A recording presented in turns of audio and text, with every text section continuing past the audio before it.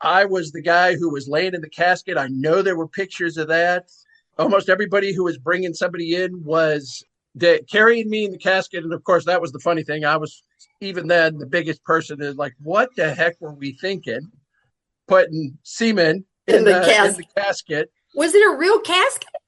It was. I mean, it wasn't a big, heavy one, but it was one that was designed for like transporting. Welcome to Real Siblings, It Ain't Easy, a real estate podcast with the goal to educate, inform, and save their listeners time as they navigate the market and properties in their neighborhoods. Get ready to join real-life siblings and professional real estate advisors, Donna Reed and Eric Seemann, as they discuss how it may be simple, but it ain't always easy. Every time I think about the places I have known, I realize that times have changed. So I'll do what I can to make this house into a home. Yeah, yeah. Hi, everyone, and welcome to Real Siblings, It Ain't Easy, a real estate and lifestyle podcast that is totally unique and unconventional. I'm Eric, she's Donna, we're the hosts and Real Siblings, and we are here to communicate, educate, connect, and entertain with you, our listeners. Topics always vary. We endeavor to provide our listeners with insights into the real estate industry that they may not otherwise be aware of, better equipping them for their next transaction. Once again, welcome. Thanks for joining us on this latest episode. Donna, I see a picture of a turkey. Yeah, What and are it's we not talking me. about today? So y'all, I had to do Thanksgiving because we're talking about homecoming, and then we're not ready to record the next one yet. So here you go. Here's your Thanksgiving image, and we have to remind ourselves to be thankful. I'm leaning over. If you're listening to this, you don't even care that I'm leaning over. But part of what's happening today is that I was complaining to Eric about acronyms, abbreviations. We use a lot of them in real estate, but they're everywhere, right? And one of the things that I talk about with my book that we've shared on here is the fact that it's ever evolving, our language and the abbreviations. And so I saw a post online and it said FOMO HOCO, FOMO HOCO. I had no idea what that meant. And then I started seeing signs of kids asking their dates. Would you go to HOCO with me? So just in case somebody is more oblivious than I at this point, fear of missing out on homecoming. So HOCO is homecoming. For those of us who are older, That is textees, as I may call it. Textees. You're right. Textees. You're right. It's easier to do that than to write homecoming. We all know that if you're texting each other. But some of us are old school and we use a keyboard and a what would have been a typewriter. It's not really a typewriter. But I know how to spell it. So Eric, find the center of the page and backspace so you can center your words up. Exactly. So Eric's image is entirely different than my Thanksgiving turkey table. And what's behind you, Eric? Ta-da! All right, those are on the shelf, ready to purchase and then be decorated homecoming mums in Texas. As you can imagine from the picture behind me, homecoming mums are a big deal, big business. Size is important. My sister can see. If you're watching video, you can see. If not, try to explain. It's a typical retail display that you might find in a hobby shop someplace. And there are two tiers of mums. The mum itself is an artificial flower in this case. Oh, I was going to ask. I figured they had to be. You can get real mums. Yeah. But these are artificial being on the shelf here. Variety of colors to go with whatever your school colors are. The top shelf, the ribbons are about 24 inches long. The bottom shelf is 30. I've seen them as long as 42 to 48 inches so that the girls are wearing the mums on their shoulder and it's dragging the ground. When I say it's adorned, it's got to be decorated. It's going to have... Okay, wait. So they're all white. And what are they, 5 or 6 inches across, do you think? Okay. Yeah. And then there's a back on it, too, that highlights the color. So the flower itself is 6 or 7 inches. And then there's that kind of colored background that are the dominant school colors. Okay, so they come in and these are going to be the school colors for all of San Antonio or part of this? Yes. And in this case, this was actually up the road in Kerrville where there's very much fewer high schools, but because this is a kind of a main shopping area, multiple neighborhoods and different high schools are coming to this craft store in order to get the supplies to make mums. This is a side business. I told you, and we were talking about this, there are people who start custom making these as soon as school starts and make homecoming mums available for sale. And you can spend $120, $150 on a mum to wear to school on homecoming weekend. So basically the Friday before the homecoming game. Okay, so is this going to be like a Hobby Lobby or would it be a hardware store? Could it be a local? Be. This is actually a surviving independent craft store. Oh, okay. That I went into and nice. Picked up a couple of things for Mrs. Claus for during the season that I did not go in there for, but I had some time and it's like, okay, I need to look for this.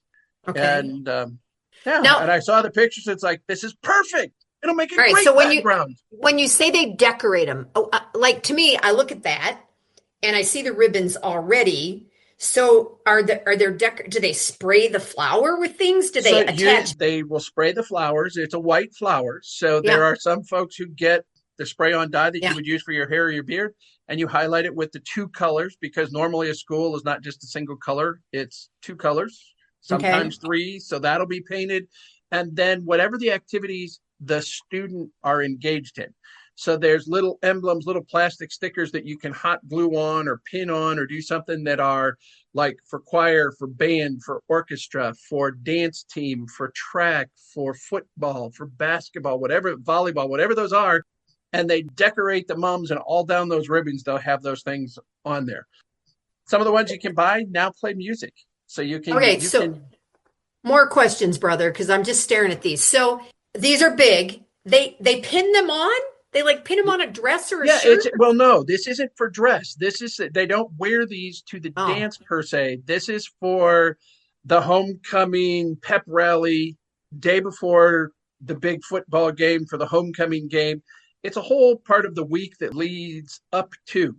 But they don't hold them. Homecoming. They're still attaching. No, they're pinned on. Some of them actually will have like a beauty queen kind of strap. Okay. One of those ribbons that goes over a shoulder so it can be on the shoulder, and that has additional color to it, and then that gets adorned and decorated too.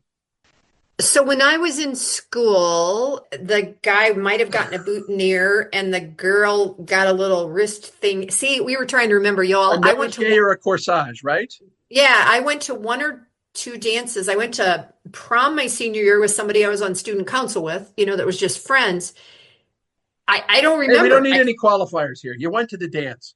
No, I know, but there was not a mum that was like a foot long and that somebody spent $150 on. So anyway, it's an interesting technique. And for those of you that listen in other parts of the country, I would love to know, especially back in Ohio. I looked at the pictures that I've seen and I haven't seen anything like this. So I wonder if this is Southern or Texas, or did you do any research? Eric, you're the research guru. Started over 50 years ago. Wow. And part of it, I think, is growing season, because then you could get fresh flowers. They weren't making them artificial.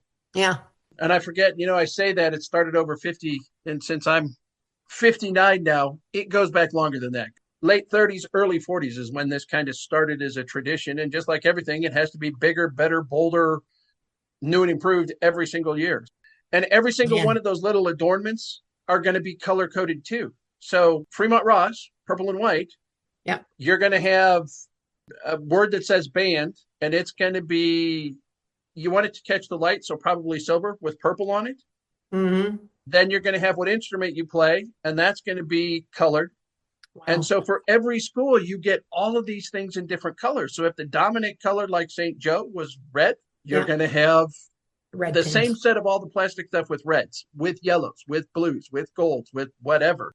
It is a big, big deal. People will work on them and decorate them for weeks. Well, if they're and you not guys, using the real mom. just so you know that those of you that are listening and not watching, Eric is also wearing a Little Giants hat. I don't know where you got that. And do you still have the football laying around? Of course I do. Yes, I do. So Yes. these go back to those days at Ross. This Yeah. was senior year, one of the many fundraisers we did. The football is a soft plush football that I Yeah. have saved for years. Yeah. And the hat, tipping the head down, Oh, like a little giant on the top. got the little giant, but this is early 80s. These little paper painter hats Yeah. were Cute. kind of a trend and kind of a thing. And yes, I still have mine. Not I to couldn't mention your find my tie. pennant though. I've got a Fremont Ross pennant, and I don't know. When we repainted the house last year, it got taken down, and I don't know where we ended up sticking it. So I Eric gotta figure that part out. Eric saves things in case anyone might not know it. So, okay, so you and I talked a little bit about like what did homecoming mean to me. To be honest, I did like zero research on this whole thing. And this morning we were like, we're going to talk about homecoming. Okay, reminder. So for me, I think about it related to the band and that we would have an alumni band. I think too, we were looking for backdrops. I think my senior year, I'm in a black and white photo. I have to find that directing the alma mater in the rain at homecoming. Pretty sure because wearing the rain jacket and stuff like that on the little stand. Right, and that was the black uniform with tails that had the big vest that came over top of. Right. And you were, and then we had our I think I raincoats. remember seeing that picture at some point. Yeah. Not in my Yeah. yearbook, of course, but So we would have been alma mater, hail to whatever those words were. yes. So for me, it was as much about the dance as it was more about the music than about the dance. And also, did you like where the tradition of a king and a queen came from? Does that date back, you think, to the 40s or something when it started? Whenever they decided they needed to start crowning royalty. Yeah. And I mean, I remember the big pep rally at the gym, homecoming weekend. You would introduce who the royalty, the underclassmen were. Yeah. And then who the secondary and then the king and queen. Yeah. And walking through, and we being in the band, you and I, separate times, but in the band, doing band pep rally thing, lots of fight song, lots of whatever was popular at the trendy time. whatever, and it all happened within the gymnasium. Mm-hmm. And that's where the dance was going to be held. Yeah. Yeah. So you know what? Now that we're talking, memories are coming back. Adam was on the homecoming council his sophomore year before we moved to Arizona. I can like picture him, his haircut, and his shirt that he was wearing and stuff like that. You know how they did the casual pictures. So the girl that he was dating at the time, they were sophomore. And I am 99.9% sure. And again, if anybody listens to this back in Fremont, you can tell me if I'm right or wrong. I think our homecoming king and queen are still married together. I think it was Steve Sloma and Denise Shimanowski. And I know they're married, and I think they were king and queen my senior year. So Wow. now that I've spoken those words, I'll need to go back to our class and go, am I right, or did I just lie to the world? Right. And in preparation for this, because one of our other listeners' friends, Shelly, had mentioned, she goes, yeah, I think I have the yearbook. And Eric was doing something with homecoming. And honestly, I don't remember going to any of the homecoming dances. Yeah. For us, by the time I was a senior, and I think it was something they added that you didn't have or didn't participate in, they had added, in addition to the homecoming dance, they added an Ohio State, Michigan dance. Oh, that's funny. And then there was, of course, the rivalry week. We were still part of the Buckeye Conference. The big rival was Sandusky. And leading up to the Sandusky football game, trying to redirect some of that energy. My senior year, I was part of the Social Studies Club. We had gotten the casket through Karlovitz Mortuary. And I was the guy who was laying in the casket. I know there were pictures of that. Almost everybody who was bringing somebody in was carrying me in the casket. And of course, that was the funny thing. I was, even then, the biggest person is like, what the heck were we thinking? Putting Seemann in the casket. Was it a real casket? It was. I mean, it wasn't a big, heavy one, but it was one that was designed for like transporting until final internment. And it was used, as I recall. Oh, which is so. I was there wherever the Oh Yeah. my gosh. You know what, saying that about Sandusky, I remember something that I always laughed about when I was living back in Ohio. You were already in Texas, but before we moved back to Tucson, Jeff Opel taught at Sandusky his whole career. And I always thought, what would it have been like for this Lindsey Fremont kid, who had done all the sports and done everything. And then all Yeah, of a he held sudden, the track records for yeah, years. his whole career was and the rest of the family, so many of that family is around, and those kids have gone to school in Fremont, and Andrea works in schools. Anyway, yeah, just here in Sandusky and thinking about there were outhouses, people tipped over outhouses. Like, I just, funny to think about. Now, in college, have you ever gone back to Michigan State for a Not homecoming? during homecoming. Okay. Yes, I have. Not during homecoming. Last time has already been close to 20 years since I was And back. But Michigan State has an entire week that leads up to homecoming. There's athletes who come in, the guys who played in any kind of sport by the time you get to the college level who've made it to the pros are coming back and hanging out in town. There's a parade at Michigan State down Grand River Avenue through downtown. Every one of the fraternities and sororities and social groups have floats and parades, and you get back together and they bring alumni in. For me, that would have been Army ROTC, the Spartan Battalion. I was going to ask you playing about and that. performing, generally presenting the colors. It's either them or the Air Force ROTC Cool. up there who are involved and engaged in that. And of course, notable Grand Marshal. Graduates? Yeah. Magic Johnson has done a parade or two and a pop by. More recent, Draymond Green. Draymond Green plays for Sacramento and has like 3 NBA rings, and he comes back and hangs out. It's interesting. It's fun. I like to see pictures. And so tailgating is huge here. And I was thinking one of my Up With People friends, an alumni, was in the band, and his kids are here at school. And he doesn't play in the band anymore, but there's always pictures of the alumni band and the people that are playing. And I look at that when I see who goes back to Ross, and who plays. And you and I mentioned Dave Scheimer's dad. Was it Dale that played tuba that played for years and years and years? So a shout out to the Scheimers. I'll tell Dave that. Well, you've got that, and I think I'll call out somebody else because Mark Finnegan, played in the marching band, best damn band in the land down at Ohio State. Man, he is big on that. I've been watching his Facebook. Trumpet. Yeah. So I got to think he somehow is involved and still being up there in that part of the world too helps to make it back to a game or two. Yeah, that's cool. And then the dance. And when we talked about dancing, you started talking about what people were wearing. And I just pointed out the fact, in the world of social media, number one is the groups that get together now. I mean, I remember dances kind of be maybe you and one other couple. Yeah, you'd go out to dinner or something before. Yeah. But now you see these group photos where there's 10 couples, and I don't know if they've got a limo sitting off to the side or everybody's jumping in their cars, but it has, as I've turned into more and more of an old man. Yeah. I look at some of these dresses that the girls are wearing, and it's like, oh my gosh. I don't know how short is short, but those things, I think I said the other day when I looked at it, it's like if there's a half-mile-an-hour breeze, they better watch it because. Well, and I did tell you that one of my friends who has a teenage daughter said that hers had shorts underneath. And then I thought about us in mini skirts at the junior high, and I don't know. But I'm going to guess that we were still wearing long dresses for the most part to all the dances except the Sadie Hawkins, right? And with what you were wearing at the time, style, fashion-wise, would you not have had like knee-high socks exposing your knees? And then even if you had a skirt that was above the knees, kind of. Oh, I was still wearing knee-high socks when I joined Up With People, and nobody thought it was a good trend. So yeah, but the dress that I do remember was a brand called Gunny Sacks, and it was kind of a and you can still go buy, Gunny. What are you laughing at? It was very gauze and beigey and hippie gypsy. 1970s. I loved that dress.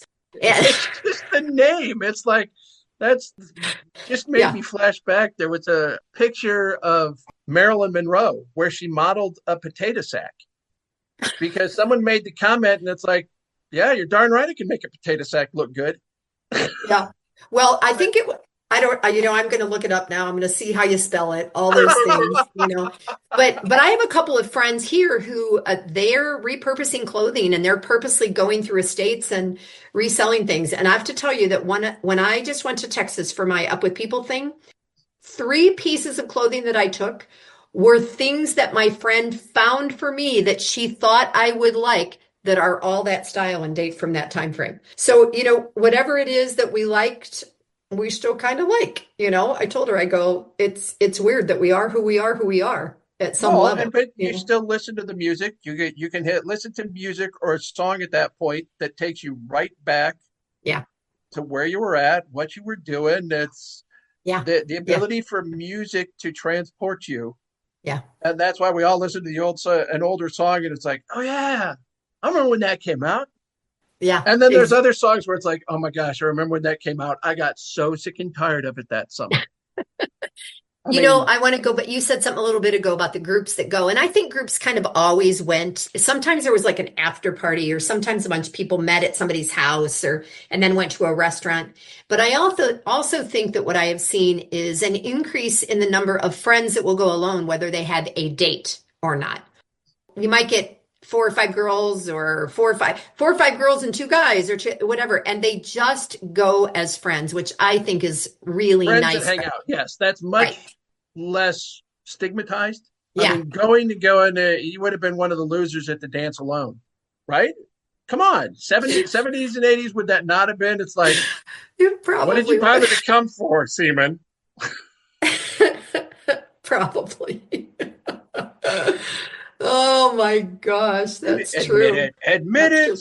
And interestingly, so always in the fall of the year, seemingly super close to when school has started. Now schools start more in August, and then they did in September, like they did in September when we were younger.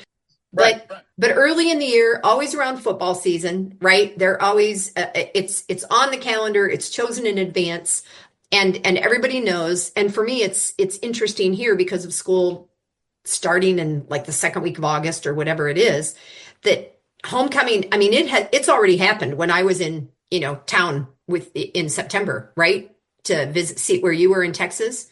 Right. Yeah. Right. Yeah. But I got to thinking about it. We had talked about the fact that there was always alumni band.